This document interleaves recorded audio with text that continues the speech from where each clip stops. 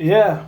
Um, so nataka kusoma hii verse inasema Proverbs 4, chapter 4 verse 23, above all else guard your heart for everything you do flows from it.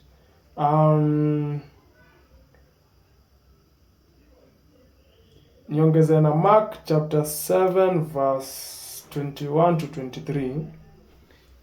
Ni Jesus anaongea. Alikuwa nabishana kama kuosha mkono nini vitu kama hizo, nini ndio inachafua mtu. So yeye akasema, and he said, that which proceeds out of the man, that defileth the man. For from within, out of the heart of man, evil thoughts proceed, fornications, thefts, murders, adulteries, covetings, wickednesses, deceit, lasciviousness. Na hiyo tutagoogle maana yake baadaye. An evil eye, railing, pride, foolishness. All these evil things proceed from within and defile the man. So, kwa hii segment tulikuwa tunataka tuangalie like roho yako manzi. Unapatanga kuna hii saying ilikuwa ina trend, my feelings, catch my feelings manzi, una catch. Na on one side ilikuwa inatumika vizuri, on the other side ilikuwa inatumika vibaya, cause unapata mtu anakugaslight, anakuchachishia, anakuumiza alafu anakuuliza sasa unakaa nini. That is wrong. But on the positive side kuna hii kukaa chenye una feel, as in una feel, una get like msana anakuambia unakaa nini lakini uko na right ya kukach. So but kuna sasa watu wenye sasa hawana right ya kukach. Unapata mse tu uko na mauvivu, uko na ma feelings. Hata wase kwa comments walikuwa washinda kusema ni like ni walikuwa wanaita manyoka manzi, wasengeni ma snakes, nasikia vitu kama hizo. So na hapo nilikuwa nataka kuemphasize that unapata even hata kama ni ma close friends ama ni ma church buddies ama ni like workmates and all that, like lazima one on your part don't usifanye any actions zenye ita cause msi apate access to that feeling, because unajua devil atafuta tu mwanya. The devil wants any foothold that he can use atumie. Yeye hataki kujua, yeye ataka umefanya hii, like kama unaona narcissists wanatafutanga any wrong thing yenye umefanya ama accumulation of wrong things. Hata even in marriage unapatanga argument hapo ndo all the bad things uliwaifanya zina arise. Unasikia hiyo, unakumbuka hii siku ulifanya hii na hii siku kunifanyia hii nini. So you find that it's not the person really, but it's the devil using hizo accumulated things kuzileta juu. Na kuna verse inasemanga love, kwa I think the book of Peter, the book of 1 Corinthians, love keeps no record of wrongs. Unaona? So unapata mtu anashinda kwa roho yake ameka record ya wrongs manzi, record ya abu. Acha tanifungue hiyo verse. Niko kwa Corinthians chapter 1 Corinthians 13. Hapo ndaipata. Unapata mtu kwa roho yake manzi, bala ku move on na kuendelea na maisha, anashinda akie kama grudge manzi, like it's very sad.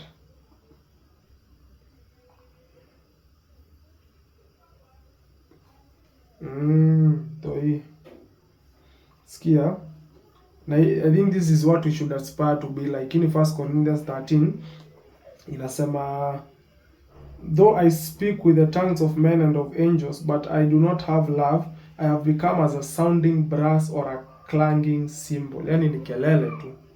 And though I have the gift of prophecy, understand all mysteries and all knowledge, and though I have all faith so that I could remove mountains, but do not have love, I am nothing. Okay, faith in a remove mountains, so that is good, but without love ni bure. Sasa nataka tu skip tu hapo kwa verse 4. Love suffers long, love is kind, love does not envy, Love does not parade itself, it is not puffed up. Kwanza man, nakumbuka hizi matime za nimeanza kwenda tu gym hivi ama vitu kama hizo, at least una gain kidogo, alafu mtu ashinda kuangalia, ana expect ukwe puffed up, ukwe na hiyo kiburi. Like bro, sijui naelezeaje, but there's no pride in such things. Unaona, like msi hata like nakumbuka hata tutoi wanakuangalia na ile sense ya they are shocked that you can even greet them, you can talk to them, you can sit down with them. Unaona, you have a conversation, you just have fun. Unajua sasa zingine tu kukana watu inasaidianga pia, like kuna hiyo kwenye itangwa serotonin. I think serotonin is released in the brain, yeah, just peace and love. So people expect you to have that haughty look, that puffed up look, at just cause you have a big body, but it's nothing. Bible nasema from dust we came, to dust we will return. Alafu tunatazamia like a new heavenly body and such. So you have to guard your heart from such things, na hapa ndo tuendelee usikie. It does not behave rudely and does not seek its own, it is not provoked, thinks no evil. Kwanza hiyo hakuprovoked manze, napatanga watu kwa comment section manze watakuprovoke hapo. It's not provoked, thinks no evil, does not rejoice in iniquity ni dhambi, but rejoices in the truth, bears all things,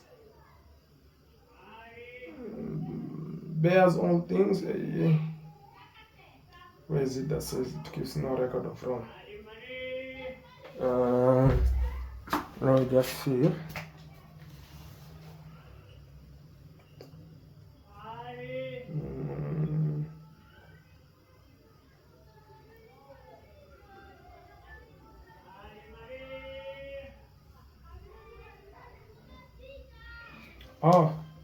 Kwani shaisoma tukapita?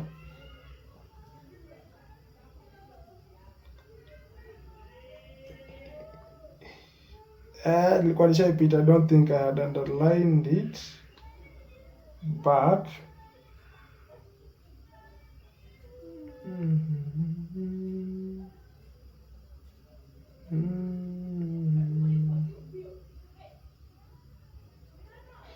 yeah, I think hii version ya New King James version ndo haielezei like hivyo. Kwa NIV inasema 1 Corinthians 13 verse 5, it does not dishonor others, it is not self-seeking, it is not easily angered, it keeps no record of wrongs. Like, so that was my point. Hauweki hizo records za wrongs. So nataka tu analyze history ya Joseph and Judas, J squared, ama twins wawili hawa ma J's. Mama Jaden. So kwa Genesis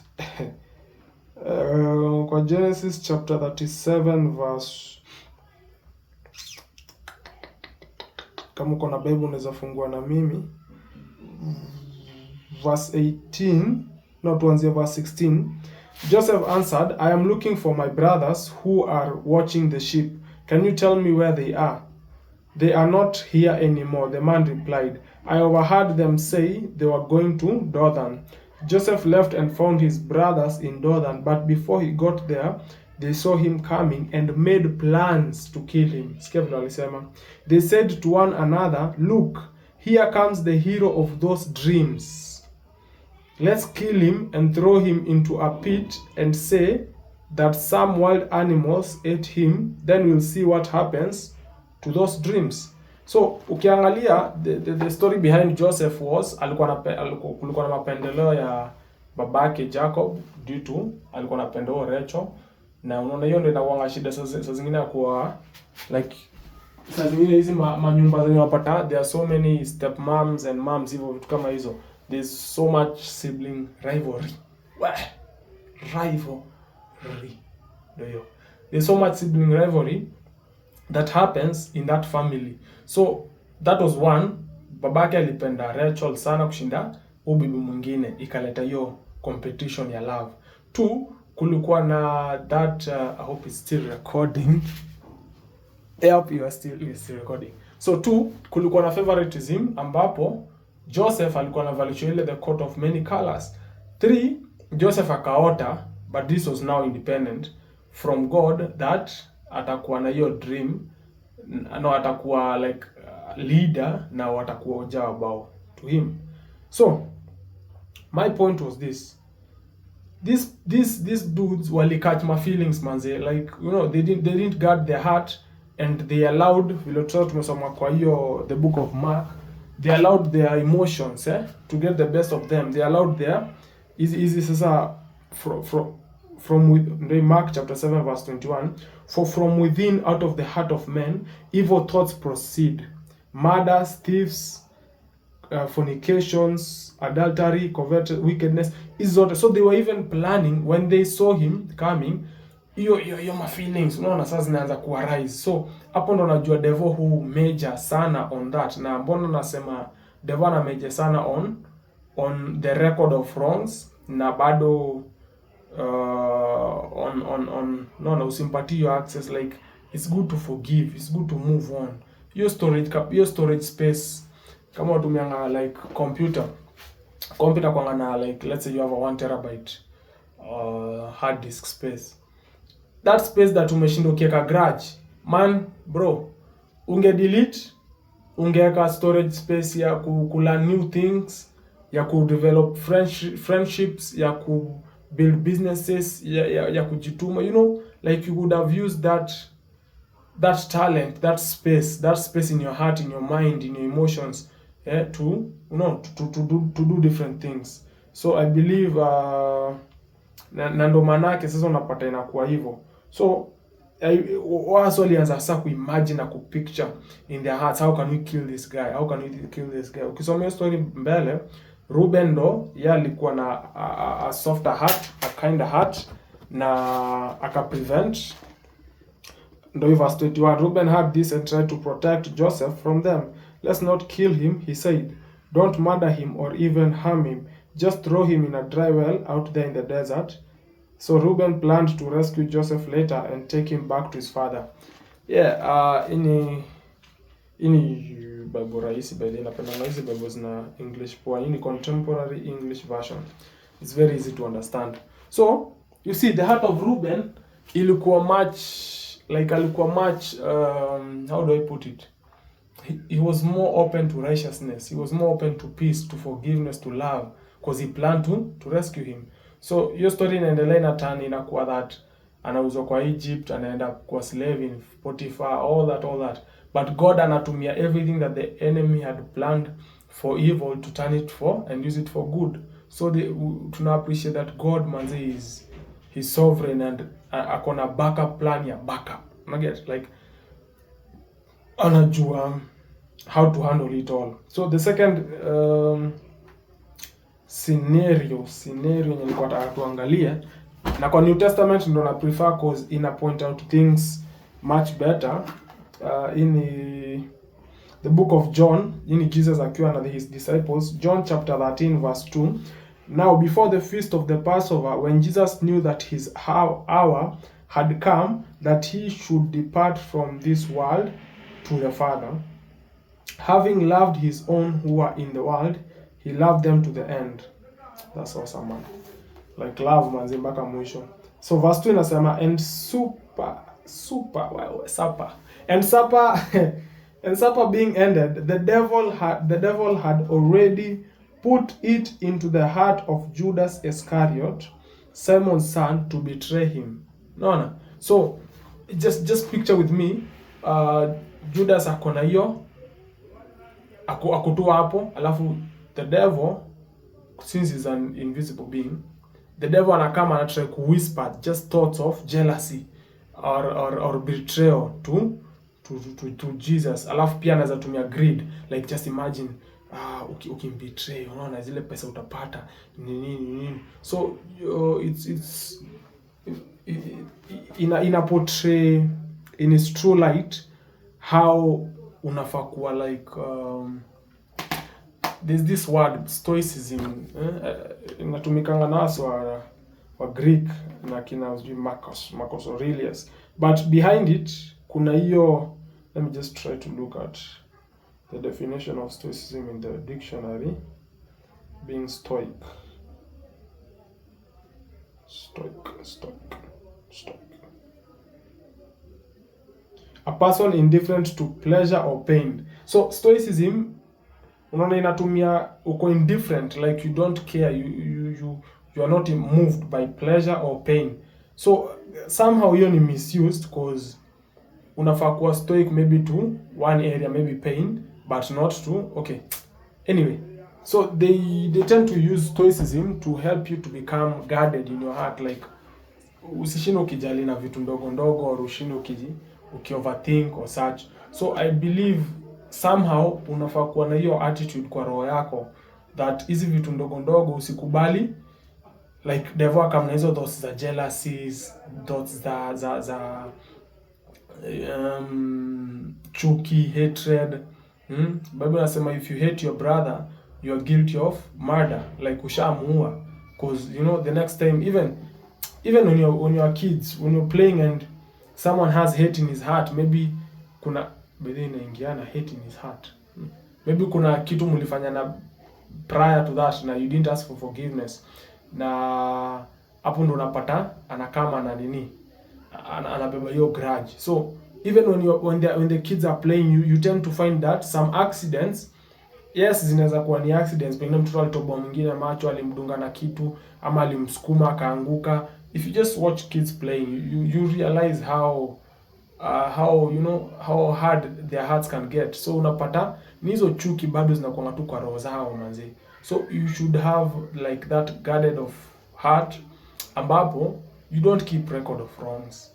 Wewe kama mtu amekukwaza, you go reconcile with him, ama itoe kwa roho yako, usishinde ukifikiria, just move on to other things. Like life has more options to learn from, more options to offer. There's so much to conquer out there in the world. Usishinde like atijuko bored, ama juu unatafuta attention or anything, sasa una keep that, you know, hiyo grudge ama toxic traits kwa you know, kwa friendship zako ama kwa relationship zako. Yeah, so be blessed and see you on the next one.